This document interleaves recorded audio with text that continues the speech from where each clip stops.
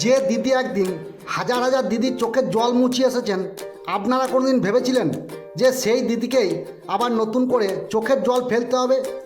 ছোটোবেলা থেকেই মা বাবার আদর যত্নে বড় হয়ে কোনো কিছু না চাইতেই হাতের কাছে সব কিছু পেয়ে যাওয়ার পরেও কেন বারবার এই কঠিন বাস্তব পরিস্থিতির সামনে হাজির হতে হচ্ছে ওনাকে? সত্যি কি এর জন্য তিনি নিজে দায়ী, নাকি বিধাতার বিধান যা কেউ বদলাতে পারবে না? ছোটোবেলায় একটি নৃত্য প্রতিযোগিতায় অংশগ্রহণ করে কিভাবে পৌঁছালেন বাংলার দিদি নম্বর 1 জায়গাতে? আসুন, আমি মিলন, আর আজ বলবো বাংলার এক অতি সাধারণ পরিবার থেকে উঠে আসা বাংলার নম্বর 1 দিদি হওয়ার সংক্ষিপ্ত জীবনী। ভিডিওটি সম্পূর্ণ দেখার অনুরোধ রইল। রচনা বন্দ্যোপাধ্যায় 1972 সালের 2রা অক্টোবর কলকাতায় জন্মগ্রহণ করেন। তিনি পিতামাতার একমাত্র সন্তান। তার আসল নাম ঝুমঝুম বন্দ্যোপাধ্যায়। পরিচালক সুখেন দাস তার প্রথম চলচ্চিত্র 1993 সালের দান প্রতিদান সিনেমাতে ওনার নাম রাখেন রচনা বন্দ্যোপাধ্যায়। সেখান থেকেই ঝুমঝুম বন্দ্যোপাধ্যায় থেকে হয়ে ওঠেন রচনা বন্দ্যোপাধ্যায়। রচনা বন্দ্যোপাধ্যায় স্কুল জীবন থেকেই বিভিন্ন প্রতিযোগিতায় অংশগ্রহণ করতেন, যেমন গান প্রতিযোগিতা, কুইজ প্রতিযোগিতা, নৃত্য প্রতিযোগিতা। কলেজ জীবন শেষ করার পরে তিনি সুন্দরী প্রতিযোগিতায় অংশ নেন। এরপর তিনি 1991 সালে মিস ক্যালকাটা খেতাব জয়ী হন।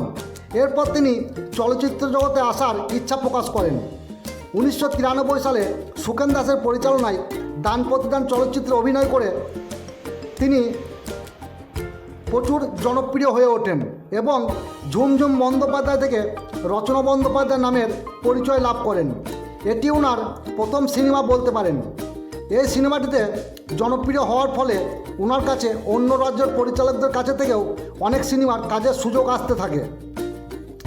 সেই সুবাদে তিনি উড়িষ্যা, তামিল, হিন্দি সিনেমা জগতেও পা রেখেছিলেন।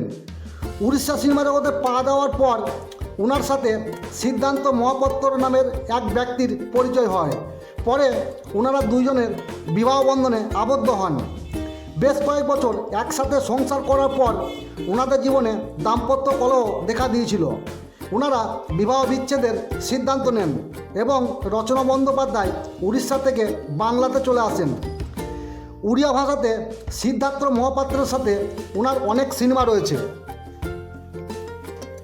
1990-এর দশকে বাংলা চলচ্চিত্রে তিনি ছিলেন একমাত্র প্রথম সারির নায়িকা। তিনি প্রথমে প্রসেনজিৎ চট্টোপাধ্যায়ের সাথে প্রায় 35 থেকে 40টি সিনেমা করেছেন। হিন্দি সিনেমা জগতে তিনি সুপারস্টার অমিতাভ বচ্চনের সাথেও সিনেমা করেছেন।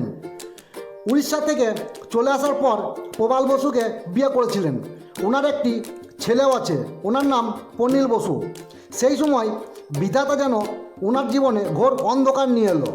ওনার দ্বিতীয় বিয়েটিও 2016 সালে বিচ্ছেদ হয়ে যায়। এরপর তিনি আবার নিজেকে ঘুরে দাঁড় করানোর চেষ্টা করেন। জি বাংলার দিদি নম্বর 1 রিয়েলিটি শোয়ের মাধ্যমে আবার নিজেকে নতুনভাবে সাজিয়ে তোলেন এবং পশ্চিমবঙ্গের মানুষ ওনাকে নতুনভাবে আবার চিনতে শুরু করলো।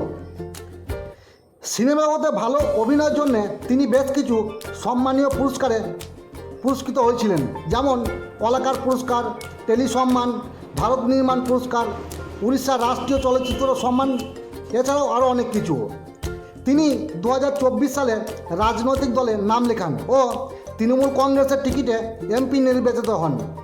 তবে বর্তমান পরিস্থিতি ওনার রাজনৈতিক দলের নাম লেখানো সাধারণ মানুষ ভালো চোখে দেখেনি। তো ধন্যবাদ, আজকের ভিডিওটি এখানে শেষ করলাম। যদি ভালো লাগে অবশ্যই লাইক দেবেন, আর এই ধরনের ভিডিও পেতে গেলে চ্যানেলটিকে অবশ্যই সাবস্ক্রাইব করবেন।